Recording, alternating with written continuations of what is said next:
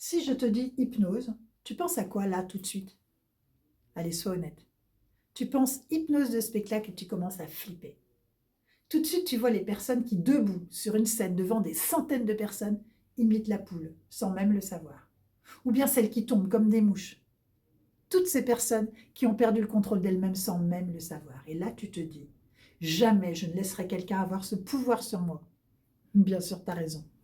Cette image de l'hypnose de spectacle, elle a pris toute la place dans ton esprit, et c'est bien normal, parce qu'elle représente peut-être 95% de ce que tu connais de l'hypnose, alors qu'en réalité, elle ne représente que 0% de ce qu'est l'hypnose thérapeutique. Alors imagine un film d'action, comme tu peux les voir au cinéma. Dans un film d'action, tout est fait pour impressionner le spectateur. Le choix des acteurs, la préparation des cascades, la création des effets spéciaux. L'hypnose de spectacle, elle fonctionne exactement de la même manière. L'hypnotiseur fait son casting et s'adresse aux profils les plus réceptifs, ceux qui ont envie de jouer le jeu. Évidemment, dans ce scénario, tu es l'objet. Tu le sais, tu acceptes l'expérience. L'hypnotiseur claque des doigts et tu réponds à sa consigne. Et c'est le jeu. C'est du spectacle. C'est ton rôle dans ce spectacle. C'est une mise en scène du pouvoir de l'autre sur toi. Alors garde bien en tête que c'est un jeu. C'est un spectacle. Et c'est OK. Maintenant, on change de décor.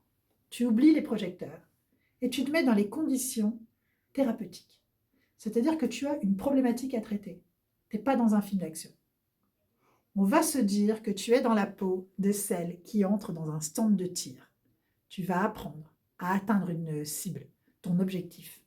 Pour atteindre une cible, tu as besoin d'être dans l'hyperprésence. Lors de ta séance d'hypnose thérapeutique, c'est pareil. Tu es en pleine présence. Tu es focus sur le son de ma voix.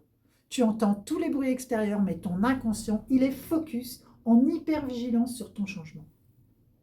C'est d'ailleurs inconsciemment un état que tu connais très bien. Tu sais, c'est comme quand tu conduis sur une route un peu monotone, un chemin que tu connais par cœur. Tu lâches prise sur le trajet. Tu ne sais pas où tu es, mais pourtant tu es en capacité de revenir au présent lorsque tu dois t'arrêter au feu rouge. Et tu reprends cet état de conscience modifié en redémarrant au feu vert. Tu es parfaitement aux commandes. Et si on revient au stand de tir, ton instructeur, il ne tire pas à ta place. Il est à côté de toi. Il t'apprend à tenir une arme. Il t'aide à ajuster ton tir. Il ne le fait pas pour toi. Son rôle, c'est celui de te guider. De la même manière, moi, mon travail, c'est de t'aider à déprogrammer tes réflexes liés au tabac ou bien aux pulsions alimentaires, par exemple. Je peux t'aider aussi à te débarrasser de tes peurs. En ce moment, il y a beaucoup de peurs qui sont liées à l'insécurité financière, par exemple. On vient sécuriser ton inconscient pour qu'il ne fonctionne pas avec des peurs, mais par des actions qui vont ouvrir des portes. Et bien sûr, il y a toutes les phobies, qu'elles soient sociales ou animales. Par exemple, la peur de l'araignée concerne 85% des gens, mais elle est parfois phobique, et du coup, elle met la personne en situation de blocage total. Il est grand temps de te libérer de tes phobies. On me demande même souvent pourquoi mon accompagnement tient en 3 séances et pourquoi sur 6 semaines. Tout simplement parce qu'une structure est nécessaire. On ne déprogramme pas durablement quelque chose qui est installé depuis 30 ans en un claquement de doigts. Ton cerveau, il a besoin de structure. Lors de la première séance, ensemble, on va déprogrammer ce qui doit l'être parce que moi, je travaille de manière totalement personnalisée. Alors, je vais d'abord te poser des questions très précises pour bien te connaître, pour intégrer ta manière de fonctionner. Et ensemble, on va définir ton objectif de manière précise. On amorce la déprogrammation.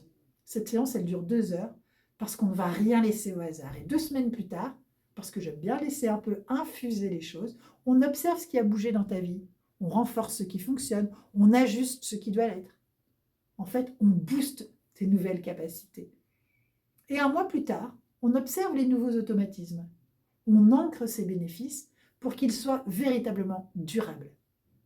Alors, tu vois, j'espère, bien plus clair entre ce qui diffère entre l'hypnose de spectacle et l'hypnose thérapeutique, c'est-à-dire tout.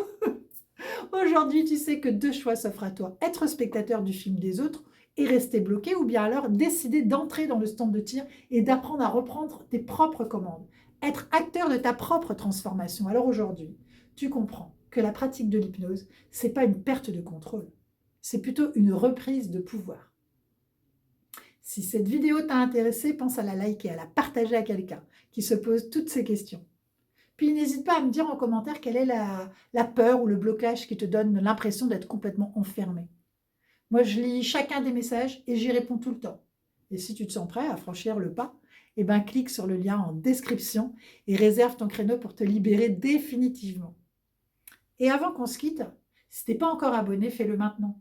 Parce que j'ai encore plein de choses à te dire sur l'hypnose thérapeutique. Le sujet est tellement vaste. En attendant, je te dis à mercredi. Ciao.